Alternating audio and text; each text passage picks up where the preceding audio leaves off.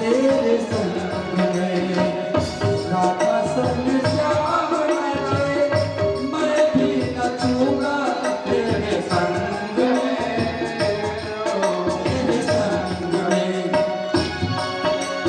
रास रचेगा ब्रज में भाले, रास रचेगा ब्रज में भाले, हमें दिखाओ चारे गोकुल में आ गए हैं, गोकुल में आ गए हैं। एक दिन वो भोले भंडारी मन के ब्रज के धारे गोकुल में आ गए हैं, गोकुल में आ गए हैं। जय हो। आज इस प्रांगण में साक्षात जो है तो भगवान आने वाले हैं और गोपियां कितना सुंदर नृत्य कर रही हैं। बहुत सौभाग्य की बात है कि आप सब इसके साक्षी हैं।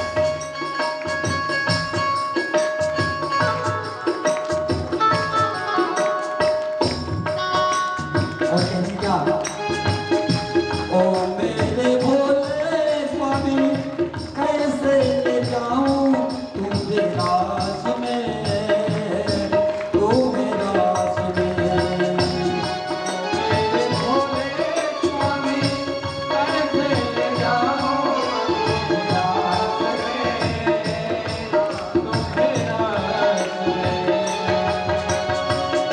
ऐ मेरे भोले स्वामी कैसे ले जाऊं तुम्हें रास में, तुम्हें रास में। मोह के सिवा वहाँ कोई पुरुष ना जाए रास में, कोई रास में।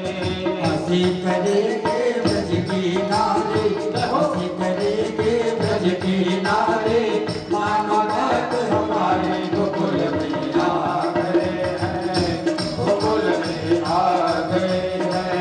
एक दिन वो भोले भंडारी मन के भंडारी गोकुल में आ गए हैं, गोकुल में आ गए हैं। हो जय हो राधे राधे।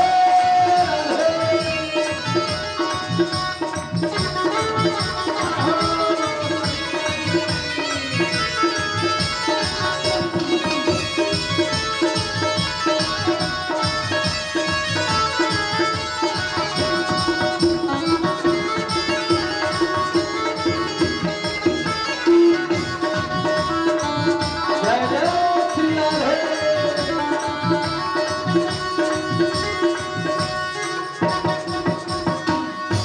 कन्हैया ऐसा बना दो मुझे, कोई न जाने इस राज को,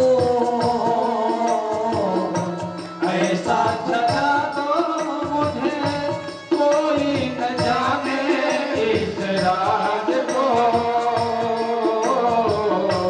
मैं हूँ सहेली तेरी, रहो ऐसा बताना ब्रजराज को। मैं हूँ सहेली तेरी, ऐसा बताना ब्रजराज को। मना के जोड़ा पहन के सारे, चल चले मतवाले गोकुल में आ गए हैं, गोकुल में आ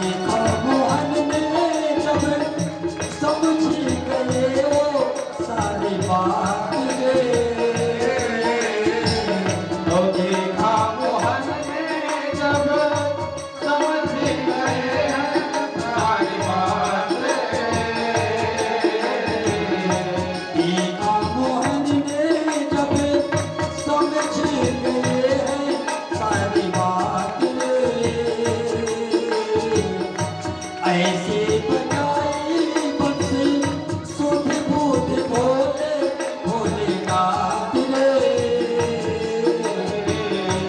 ऐसे बजाए बंसी सुध बुध भोले भोलेनाथ रे।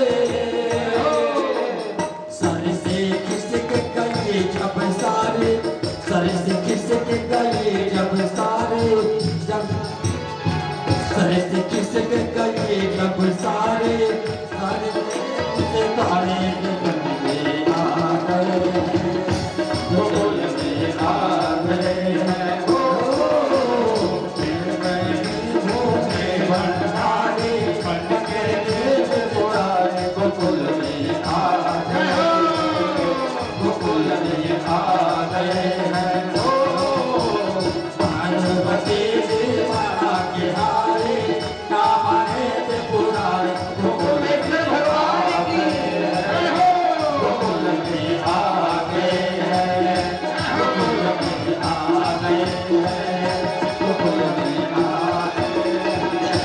ओ भोले भंडारी बन के पुराने, गोकुल में आ गए हैं, गोकुल में आ गए हैं, गोकुल में आ गए हैं।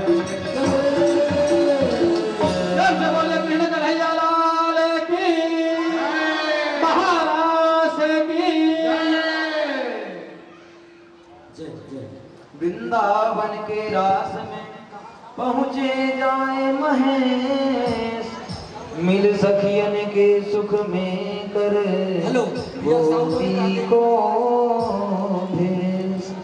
भगवान भोलेनाथ आदि योगी गोपी का भेष बना करके आए और फिर आगे भगवान थोड़ा आके भाई सेटिंग करो।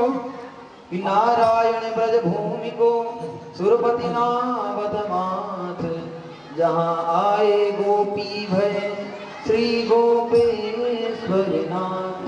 आज भी भगवान शिव को वहाँ गोपी बनाया जाता है।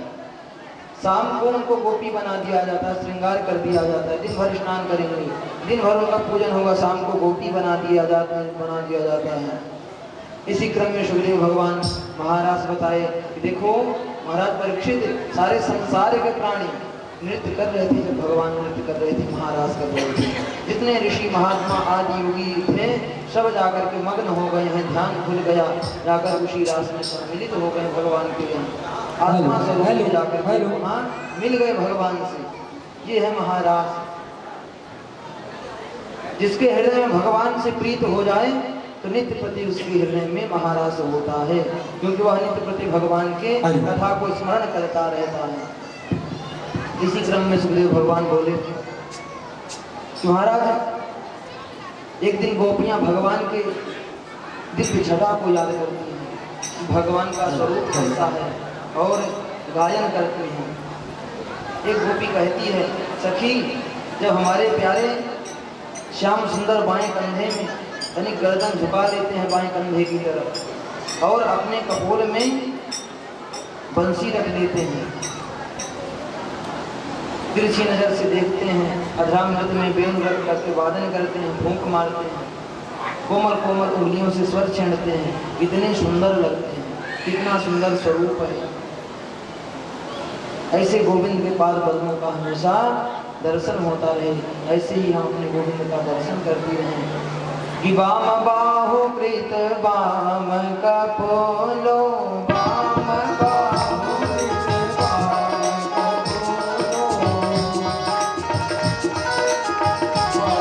कपोलो, बलगित भ्रोधरार्भित वेणु,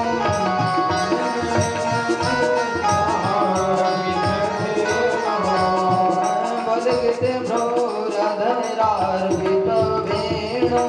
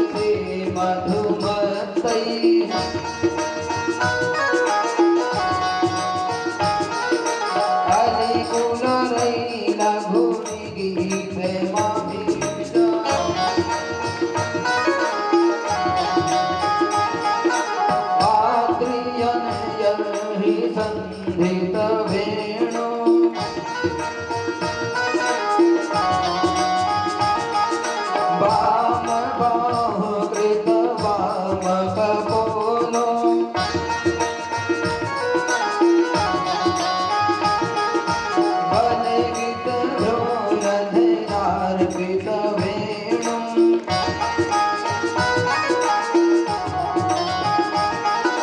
बलगीत गौरधरार्पित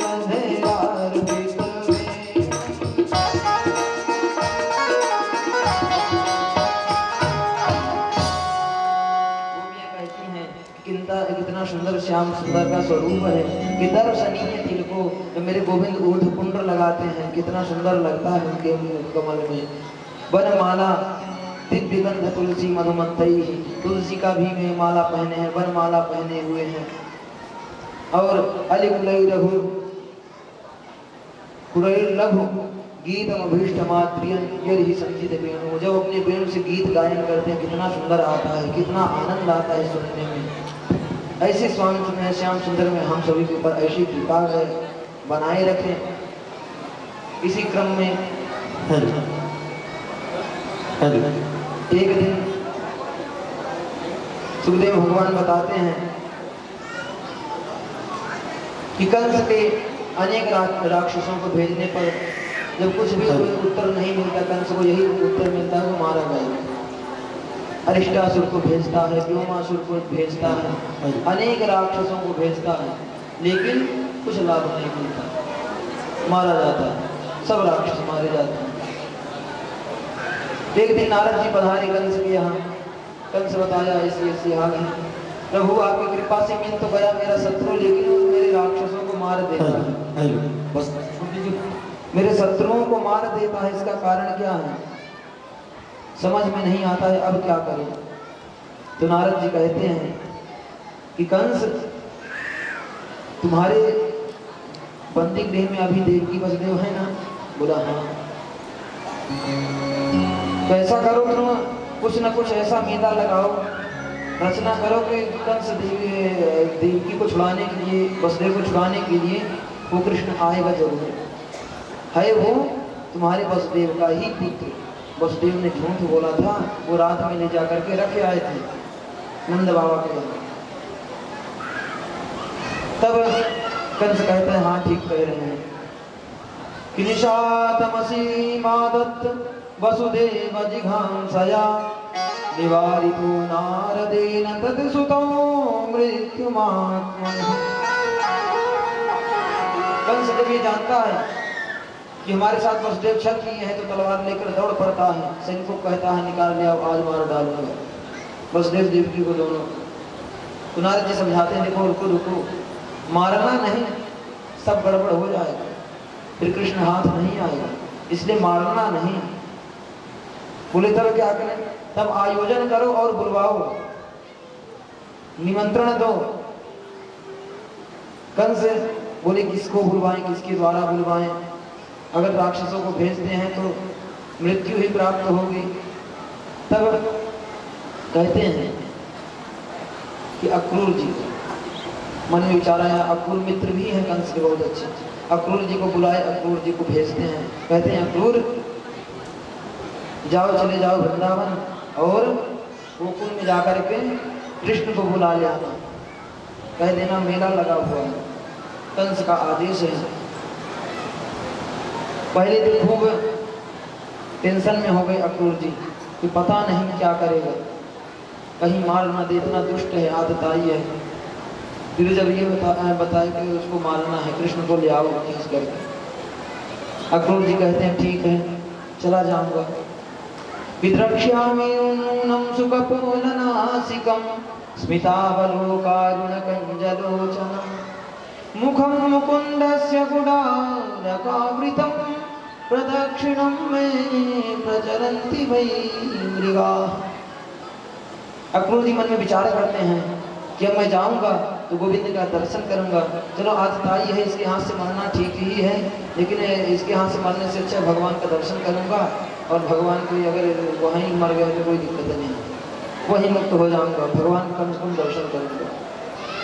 अक्रूर जी चल दिए हैं। रथेन गोकुलम प्राप्त है सूर्यास्तास्ते गिरिं पर। अक्रूर जी मन में विचार करते जाते हैं कि कैसे मेरे गोविंद होंगे, कैसे श्याम सुंदर होंगे, कितना सुंदर स्वरूप होगा, कैसे बंसी बजाते होंगे, कैसे अपने छोटे छोटे हाथों से राक्षसों को मारे होंगे। खूब मन में विचार करते हैं और चल देते हैं। कह रहे हैं सुखदेव भगवान कि सूर्यास्त चा अस्त गिरिन्द्र राजन, जब सूर्य अस्त हो जाता है, सुबह के चले चले मथुरा से कब पहुंचते हैं? जब सूर्य अस्त हो जाता है तब वृंदावन। और कितना दूर है? 4-5 किलोमीटर। वृंदावन 5 किलोमीटर है मथुरा से।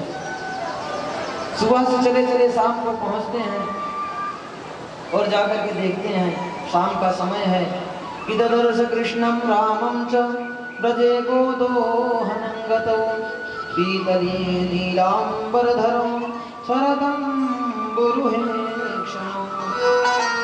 अक्रूर जी महाराज देखे प्रभु को देख करके दौड़ पड़ते हैं, उधर से प्रभु भी देख करके गोविंद भी दौड़ पड़ते हैं, दोनों कृष्ण बलराम दौड़ पड़ते हैं कि आज चाचा जी हमारे आए हैं।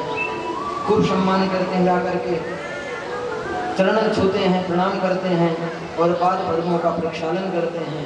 फिर उसके बाद में हाल चाल पूछते हैं, चाचा जी ये वंशी तो कुशलता से हैं ना मथुरा वाले, जो मथुरा में निवास करते हैं? तो कहते हैं हाँ। कैसे कुशल से रहेंगे? तुम कैसा प्रश्न कर रहे हो? बताओ वहाँ कंस से कौन बचा है? सबको प्रताड़ित करता रहता है। इसी क्रम में अक्रूर जी महाराज नंद बाबा से मिलते हैं, सारा हाल चाल बताते हैं, अपना परिचय बताते हैं, वसुदेव जी के बारे में पूछते हैं, सारी क्रिया बता करके हाल चाल बता करके खाली होते हैं। फिर कहते हैं बाबा मथुरा में बहुत बड़ा मेला लग रहा है, तो हमारी इच्छा है कि कृष्ण और बलराम चलेंगे। तो नंद बाबा कहते हैं देखो हम अकेले तो भेजते नहीं हैं कन्हैया को अपने, लेकिन मेला ही लग रहा तो मैं भी साथ में चल दूँगा। कन्हैया भी चल दिए हैं और उधर से नंद बाबा भी तैयार हो गए दूसरे दिन के लिए कि सुबह सुबह चलना है। रात में ही खबर दे दी उपनंद आदि को।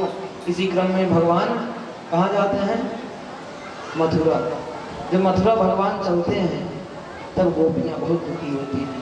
गोपियाँ जान जाते हैं, रथ के सामने लेट जाती हैं, खड़ी हो जाती हैं, खूब रोने लगती हैं कि गोविंद छोड़ करके हमें न जाओ, हम तुम्हारे बिना कैसे जी पाएंगे। भगवान कहते हैं गोपियों मैं आ जाऊंगा जल्दी, परसों आ जाऊंगा, मेला देख करके आ जाऊंगा। गोपियाँ कह रहे हैं, भगवान कह रहे हैं कि जल्द ही आकर के हमारा मिलन होगा। गोपियाँ जब तक भगवान का रथ जाता है, धूल उड़ती है, कहीं झंडा दिख जाए तो देखती रहती हैं और विधाता को कहती हैं, ब्रह्मा को कहती हैं कि अहो विधाता तव न क्वचित् दया संयोज्य मैत्र्या प्रणयेन दीनम् तां शापितार्थान् वियुनंक्ष पार्थकं विक्रीडितं तेर्भगचेष्टितं यथा। अरे विधाता तुझे दया नहीं आती है? क्यों हमें जन्म दिया था, क्यों प्रेम करवाया, अब क्यों विछड़वा रहा है, दूर कर रहा है गोविंद को। और अक्रूर की क्या कहें, पता नहीं किसने इसका अक्रूर नाम रख दिया।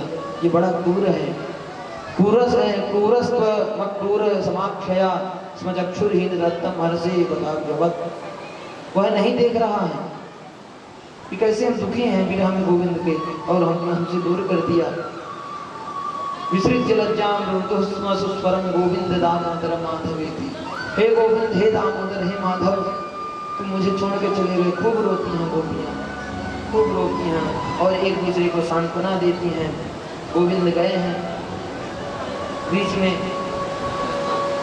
अक्रूर जी कहते हैं कन्हैया थोड़ा संध्या बंदन का समय हो गया, से स्नान कर लूँ, यमुना जी में संध्या बंदन कर लूँ। यमुना जी में स्नान करते हैं अक्रूर जी, तो भगवान अपना दर्शन दिखाते हैं। जल के अंदर चतुर्भुज रूप देखते हैं और शेषनाग में लेटे हुए, और बाहर देखते हैं तो भगवान मुरली पकड़े रथ में बैठे हैं। अक्रूर जी विचलित हो जाते हैं, फिर देखते हैं, फिर डुबकी मारते रहते हैं। फिर भगवान से कहते हैं अब मैं समझ गया, अब डर नहीं है कि कंस आपको मार पाएगा, अब दिक्कत नहीं, अब प्रभु चलिए। अक्रूर जी भगवान को प्रणाम किए, पूजन किए, लेकर के गए, पहुंच गए कहाँ? मथुरा। नंद बाबा पहले ही पहुंच गए हैं। नंद बाबा पहले पहुंच गए तो अपनी कुटिया में पहुंच गए, अपने स्थान में यथा स्थान हो गए और गोपवाल हो गए हैं। अब समय आ गया कि कंस का उद्धार करना है। तो इसी क्रम में सुखदेव भगवान बता रहे हैं कि जब नंद बाबा के पास में कन्हैया पहुंचते हैं तो नंद बाबा कहते हैं इतनी देर क्यों लगा दी, तुम्हें तो जल्दी पहुंचना था, हमसे आगे आगे रखता। बोले बस यमुना स्नान में हो गए थे चाचा जी, इस वजह से नहीं हुआ। बोले बाबा नेक इच्छा है मैं देख आऊँ मथुरापुरी कैसी है, जो आप आज्ञा दो। नंद बाबा कहते हैं ठीक है जाओ मथुरापुरी देख आओ। अपने मित्र मंडली के साथ में गोविंद जाते हैं और जा रहे हैं, देख रहे हैं कैसा है मथुरा सजा है। गोविंद के दर्शन के लिए सभी जो मथुरा की गोपियां हैं सब लालायित हैं। गोविंद चल रहे हैं छोटे छोटे पाँव को से देख रही हैं गोविंद को, गोविंद के अधरामृत का दर्शन कर रही हैं, आनंद ले रही हैं गोपियां भगवान के स्वरूप का। और भगवान देखिए कोई स्वागत करने वाला है नहीं मामा जी के यहाँ, तो खूब तिरछी भिपड़ी करके देख रहे हैं गोपियों का, गोपियां ही स्वागत कर रही हैं जो ब्रज की हैं। कंस की डर से खूब स्वागत कर रही हैं गोपियां। और इसी क्रम में भगवान जाते हैं मामा के यहाँ, तो कहते हैं कि पोशाक होना चाहिए। मित्र मंडली कहते हैं कि आप मामा के यहाँ पहली बार ले जा रहे हैं और हमारे फटे पुराने पोशाक हैं, कन्हैया बताओ कैसे काम चलेगा। कन्हैया कहते हैं टेंशन मत लो, व्यवस्था होगी, चलो आगे बढ़ो। भगवान जाते हैं आगे, तो एक धोबी जो कंस का स्पेशल था वो कपड़ा धुल रहा था, बढ़िया प्रेस कर रहा था। प्रेस करने के बाद एकत्र करके रखा था कि ले जाऊँगा कंस को दूंगा। सब भगवान कहते हैं धोबी भैया हमको कुछ वस्त्र दे दो। अहंकार बस धोबी कहता है तुम उसमें काम नहीं कर, जानते नहीं हो कि राजघराने के वस्त्र हैं, कंस के वस्त्र हैं, कंस के परिवार के वस्त्र हैं, कंस जान जाएंगे तो बंद कर देंगे। खूब खरी खूबी भगवान को सुनाता है। भगवान कुछ देर सुने, कुछ देर में उसको एक थप्पड़ में स्वाहा कर दिए, धोबी को मुक्त कर दिए। भगवान वस्त्र ले लिए, वस्त्र लेकर के चल दिए हैं। अब वस्त्र बड़े बड़े हैं, डूब जा रहे हैं, छोटे छोटे बालक हैं, बाल हैं, डूब जा रहे हैं उन वस्त्रों में। तब कहते हैं कि प्रभु अब क्या किया जाए, ये वस्त्र तो बहुत बड़े हैं। सुखदेव भगवान कह रहे हैं रजकस्य पराग्रेण शिरः कायाय पादय। एक ट्रेलर के पास में जाते हैं, कुशिल देता है, देखता है, पहले तो हास्य करता है, बताओ कैसे छोटे छोटे बालक बड़े बड़े वस्त्र पहने हुए हैं, किसका चुरा दिए हैं। पहले हंसता है, फिर कहते हैं आओ हम सेट कर देंगे। बना दिया कपड़ा, सब बढ़िया कपड़ा भगवान ने, और दर्जी के ऊपर भगवान कृपा करते हैं। फिर इसी क्रम में मथुरा में एक सुदामा नाम का माली रहता था, उसके यहाँ गए, उसका भी कल्याण करते हैं और फूल माला पहन लेते हैं माली के यहाँ जाकर के, उसका कल्याण कर देते हैं सुदामा नाम के माली का। फिर इसी क्रम में आगे बढ़ते हैं, माला पहन लिए, लाला बता के माथा सुनना है, अब तिलक होना चाहिए, बिना तिलक की शोभा नहीं देता। तब एक स्त्री को देखते हैं कि जा रही है राजमहल की ओर। विदासास्मि हम सुंदर कंस सम्मता त्रिविक्रयनामाशनुलेपकर मदभावितं भोजपतेरति प्रिय बिना युवां कोऽन्यतमस्तदर्हति। भगवान देखते हैं यह 3 कोने से टेढ़ी है और लेकर के जा रही है चंदन लटकाई हुई। उसका नाम है कुब्जा, मुख्य नाम उसका सैरंध्री है, सैरंध्री नाम से जाने जाती है और 3 जगह से टेढ़ी होने के कारण कुब्जा कुब्जा कहते हैं। तो भगवान कहते हैं सुंदरी, ओ सुंदरी रुको, हमें चंदन लगाना है। जब कहते हैं सुंदरी थोड़ा गुस्सा हो जाती है, फिर कहती है मेरा नाम सैरंध्री है, सुंदरी नहीं। गोविंद कहते तुम बड़ी सुंदर हो, इसलिए मैं तुम्हें सुंदरी कह रहा हूं। फिर जब भगवान को ध्यान से देखती है तो मग्न हो जाती है भगवान के स्वरूप में। कहती है कि मैं अपने हाथ से लगाऊंगी, गोविंद के चंदन लगाती है, लेपन करती है। फिर भगवान कहते हैं इसके बदले में तुम्हें कुछ देना चाहिए, अब तुम्हारा समय अवधि पूर्ण हो गई है। भगवान कहते हैं तुम रुको, और उसके पैर में अपना पैर रख लेते हैं और दोनों हाथ से हाथ पकड़ के उठा देते हैं, सीधी हो जाती है, नव यौवन और सुंदर प्रकट हो जाती है। फिर कहती है शैलेंद्र प्रभु चलिए हमारे घर में हमारी सेवा स्वीकार करिए। भगवान बोले अब बाद में आए, पहले इसका उद्धार करो कंस का। फिर भगवान चल देते हैं राजमहल की ओर। राजमहल की ओर जाते हैं, कोई स्वागत में नहीं खड़ा है, लेकिन एक व्यक्ति खड़ा है, पशु। कैसा पशु है? विशालकाय, जिसे हम हाथी के नाम से जानते हैं। हाथी खड़ा है विशालकाय, वह स्वागत में दरवाजे में। सबसे पहले हाथी आक्रमण कर देता है। कंस का आदेश कृष्ण आएगा तो तुरंत आक्रमण करवाना। तो भगवान के जब ऊपर जो आक्रमण करता है तो भगवान उसे एक मुटका में ही यमलोक का रास्ता दिखा देते हैं और उसके लिए हाथी के दांत तोड़ लेते हैं। एक बलदाऊ जी ले लेते हैं, एक भगवान ले लेते हैं, कन्हैया ले लेते हैं और चल देते हैं अंदर, प्रवेश लेते हैं। इसी क्रम में जाते हैं, देखते हैं कि धनुष यज्ञ चल रहा है, धनुष जाकर के तोड़ देते हैं। तब सैनिकों ने जाकर बता दिया कंस धनुष टूट चुका है, कृष्ण आ चुका है, अब समय आ गया। और फिर सुखदेव भगवान बता रहे हैं कि कंस के मल्ल युद्ध वाले भी तैयार हैं हो जाते। मल्ल युद्ध वाले कौन है? तो चाणूर आवाहन कर रहा है, कृष्ण को बुला रहा है, कह रहा है कि हे नंद सुनो, हे राम भगवंतो वीर सम्मतो, मैंने सुना है तुम बड़े वीर हो, आओ आज मेरे से युद्ध करो, आओ। तब भगवान कहते हैं ठीक है। साथ में मुष्टिकासुर है, चाणूर। मुष्टिकासुर बलराम को पकड़ता है और चाणूर कृष्ण को। पहले तो भगवान प्रयास करते हैं, भाई मैं बलवान नहीं हूँ और तुम मुझसे क्या लड़ोगे, अपने जोड़ीदार देख लो, नहीं तो मेरे जोड़ीदार बुलाओ तो मैं लड़ूंगा। कहता नहीं, तुम बलिया पेड़ हाथी को, इतने बड़े हाथी विशाल का जिसमें 10,000 हाथियों का था, उसको मार दिया। बकासुर से वहाँ एकदम तगड़े राक्षसों को मारा है, तुम कोई साधारण नहीं हो, मेरे से युद्ध करो। भगवान युद्ध करते हैं कि हस्ताभ्याम हस्तयोर्बद्ध्वा पदभ्यामेव च पादयोः विजकर्षतुरन्योन्यं प्रसह्य विजिगीषय। हाथ से हाथ, पैर से पैर एक दूसरे का दागते हैं। अब मल्ल युद्ध चालू हो गया। कुछ देर भगवान घुमाते रहे। एक बार उठा के पटक दिए, खूब बढ़िया से एक ही प्रहार में स्वाहा किए। उधर मुष्टिकासुर को बलराम जी और इधर भगवान ने चाणूर स्वाहा। और उधर आसन में बैठा अपने सिंहासन में कंस देख रहा है दृश्य को। जब ये इनको मारते हुए देखा ना, और जो मलयोद्धाएं थे युद्ध करने के लिए, तो सब भाग गए। यही इनको मारते हुए देख करके भगवान को, तो सब भाग गए एकदम छोड़ छाड़ के। अब हम युद्ध नहीं करेंगे, नहीं मारे जाएंगे।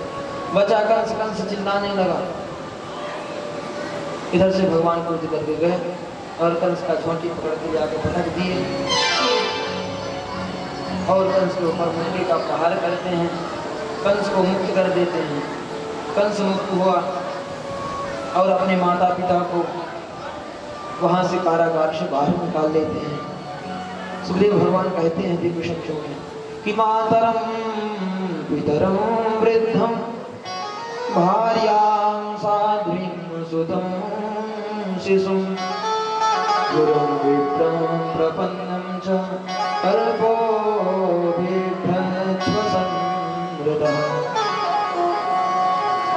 अब भगवान मथुरा में पहुंच करके देवकी वसुदेव के साथ में रहने लगे। ब्रज गोपियों को भूल गए हैं। नंद बाबा भी चले गए वृंदावन, सबको भूल गए भगवान। अब यहाँ रह रहे हैं। सिंहासन में अपने नाना जी को बिठा दिए बोले अब आप सिंहासन में विराजमान हो जाइए, क्योंकि जिस वंश में भगवान अवतरित हुए हैं, राजा यदु को अपने पिता का श्राप है कि तुम सम्राट बन पाओगे, तुम्हारे वंश कोई सम्राट बन पाएगा। तो भगवान स्वयं राजा नहीं बन करने के बाद कि पिता को ही कि आप ही राजा बन जाएंगे। इसी क्रम में भगवान का संस्कार है, जब हुआ फिर उसके बाद भगवान को गुरुकुल भेज, भगवान सांदीपनि मुनि के लिए विद्या देते हैं, विद्या सब पाई, से सुदामा से मिला, भगवान के मित्र बनते, भगवान अल्पकाल में विद्या सीख जाते हैं और गुरु से दक्षिणा मांगिए, गुरु क्या गुरु दक्षिणा चाहिए, कहते हैं दक्षिणा नहीं लेता, नहीं लेता, तुम जाकर से पूछ लो, अगर देना तो जाकर के गुरु माता से, गुरु माता कहती हैं मेरा पुत्र को खा लिया, समुद्र में डूब हो जा दो, गुरु पुत्र को समुद्र मना कर देता, प्रभु नहीं है, करते हैं समुद्र में, राक्षस के पास में गए, उसको वो भी कोई बड़ा बताया यमराज के पास में गया, पास से लेकर गुरु प्रकट किए और गुरु जी को सौंपे, प्रणाम करके मथुरा में हैं भगवान। मथुरा मंडलों के बाद स्वागत किया है, देखिए खूब स्वागत करके मेरे पुत्र कन्हैया पढ़ करके सारी विद्या आ गए, अब अपने गुरु का इधर अस्थि और प्राप्ति कंस थी, जिन्होंने कंस के मरने के पिता जरा यहाँ चली गई हैं, भगवान सुख सुविधा में कोई कमी नहीं है, एक दुखी मन से बैठे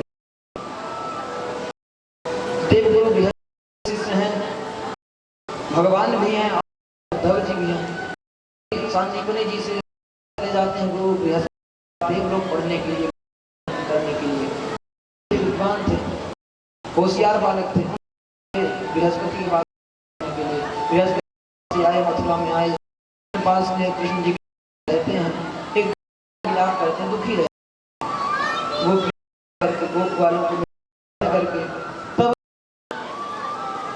कहते हैं क्या बात है कन्हैया दुखी हो, कुछ नहीं बोल, तो बस करके किनसे कहते हैं उद्धव जी से, कन्हैया शायद तुमसे बता दे, तुम्हारा मित्र है, मित्र से बात शेयर कर दे, तो आप चले जाते हैं, तो के पास में जाते हैं और पूछते हैं क्यों दुखी हो, आज तो तुम्हारे पास सब पिता सब है, क्यों कन्हैया रुक्मिणी विवाह में शब्दों में जान रहे संवाद जी का कैसे संवाद, भगवान का प्रेम कैसे है, उद्धव जी तो सुंदर पद सुर जाते हैं, उद्धव मोहि कहते हैं वो वृंदावन मुझे कि उद्धव ब्रज मोहि से तेना